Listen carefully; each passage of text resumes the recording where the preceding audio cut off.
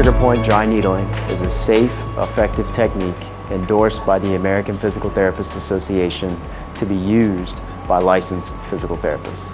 Typical patient is somebody that's suffering from a lot of chronic overuse injuries in the workplace, in sports and athletics. It's a little bit more of an aggressive treatment used to alleviate tight muscles and taut bands and muscles that are causing these trigger points to develop, which therefore limits blood flow and circulation to the musculoskeletal tissue.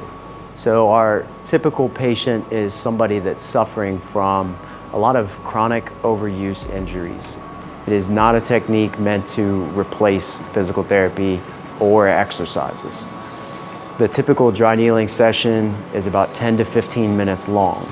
Now, after we elicit the trigger point release from the dry needling, we'll follow that up with physical therapy, with modalities, heat, exercises.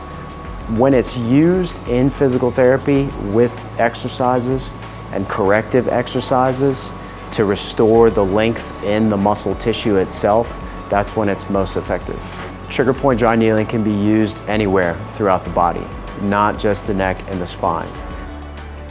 And I'm looking to find a trigger point for that knot that's causing all of that tension in the muscle. To receive dry needling, a patient needs a prescription from their medical doctor and a prescription for physical therapy to receive the dry needling technique. They have to be undergoing physical therapy for that specific body part to be a good candidate, an appropriate candidate for receiving dry needling. Dry needling can be used at a frequency that is up to the discretion of the therapist. If that patient is an appropriate candidate for more aggressive treatment, the dry needling can be used 2 to 3 times a week. It's a beneficial tool.